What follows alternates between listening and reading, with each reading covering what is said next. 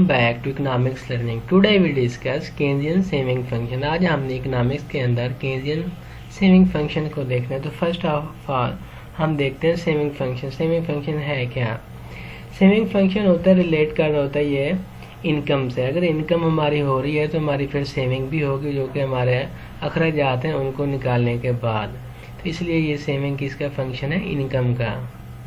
जो एक पर्सन होता है ना, वो दोनों ख्वाहिशें रखते हैं। वो कंज्यूम करने की भी ख्वाहिश रखता है, उसको भी विल कर रहा होता है, और जो सेविंग है ना उसको भी विल कर रहा होता है, चाह रहा होता है मेरी सेविंग भी हो और मेरी कंजम्पशन भी हो रही हो। तो जो सेविंग है ना, ये हमारे पास डिफरेंस आ जाता है जो कंजम्पशन है और इनकम है। इनकम की जो कंजम्पशन हो रही होती है ना, उसको जब माइनस कर देंगे, जो बाकी हमारे पास पैसे बचेंगे तो हमारे पास वो सेविंग आ जाएगी। तो कोई भी बंदा अपनी जो इनकम होती है ना, एग्रीगेट इनकम, जो टोटल इनकम का होता है, उसको प्लान करता है कि इतनी मैंने कंजम्पशन करनी है और इतनी मैंने सेविंग करनी है। इसमें से जो कंजम्पशन होती है ना, ये केन्जियन ने कहा था कि ये फंक्शन होता है इनकम का, और ये सेविंग जो होती है ना उस फंक्शन की से इनकम का। और सेविंग डायरेक्टली विद इनकम, और ये इनकम से डिफरेंट हो सकती है। तो जो सेविंग हो रही होती है ना, rate of increase of saving जो होता है ना, इंक्रीज और less than rate of increase in income. जो इनकम हो रही होती है ना, उससे कम ये इंक्रीज करती है जो सेविंग है। और जब इनकम जो होती है ना वो कम होना शुरू हो जाती है, डिक्रीज होना शुरू हो जाती है, जो कंजम्पशन है वो तो कम होती ही है, और जो सेविंग है वो बिल्कुल नेगेटिव हो जाती है, वो जीरो में चल जाती है, जीरो से भी नीचे चल जाती है। और इसी तरह जब इनकम इंक्रीज होगी, जो सेविंग है ना वो भी पॉजिटिव हो जाएगी, वो भी इंक्रीज होना शुरू हो जाएगी।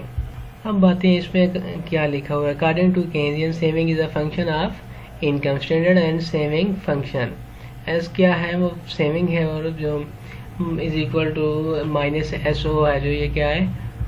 ऑटोनोमस सेविंग है। जैसे कि हमने पिछली वीडियो में कंजम्पशन फंक्शन में पढ़ा था, उसी तरह से ये है। वेयर एस क्या autonomous saving, S A induced saving, और एस क्या है? Marginal propensity to save.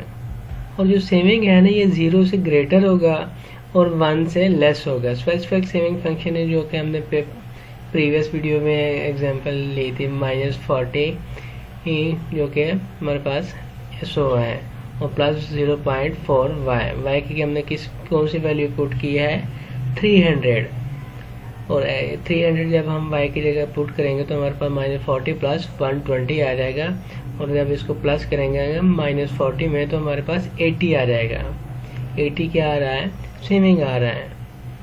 अब बात करते हैं एवरेज प्रोपेंसिटी टू सेव की। तो इसको अगर हमने फाइंड करना है तो इसको हम डिवाइड करेंगे, divide saving by level of income.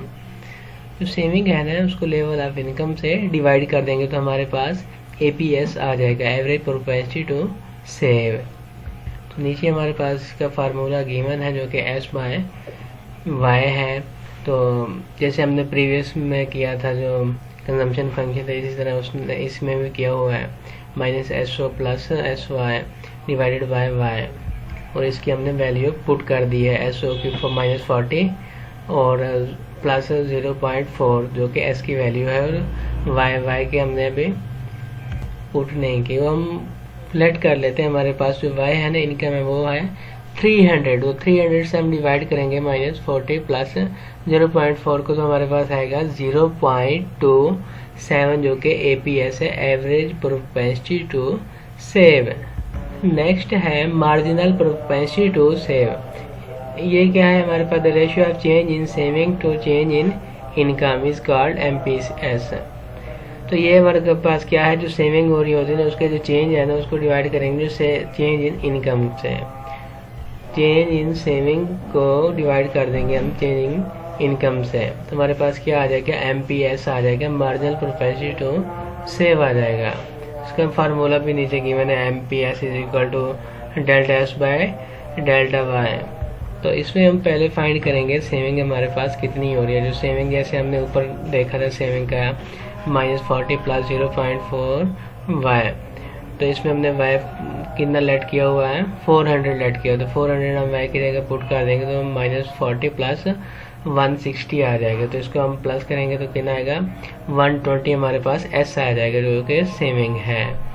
और चेंज इन वाई, जो डेल्टा वाई है ना, इसको हम देखेंगे तो इनकम में कितना चेंज है। पहले कितनी थी, हमने जो पहले चेक किया उसमें 300 लेट की हुई थी, अब हमने कितनी की है, 400 की है। तो इसमें कितना डिफरेंस आ रहा है, 100 का। तो हमने चेंज इन सेविंग में देखेंगे तो पहले हमने किया था 120, अब 120 आ रहा है। तो पहले जो सेविंग आ रही थी उसमें 80 था, तो इसमें कितना डिफरेंस आ रहा है, 40 का। तो अब जब ये हमने डेल्टा वाई और डेल्टा एस की वैल्यू जो है ना एमपीएस के फार्मूले में पुट करनी है, तो ये आएगा 40 डिवाइडेड बाय 100। इसको हम डिवाइड करेंगे तो हमारे पास 0.4 एमपीएस आ जाएगा, जो कि मार्जिनल प्रोपेंसिटी टू सेव है।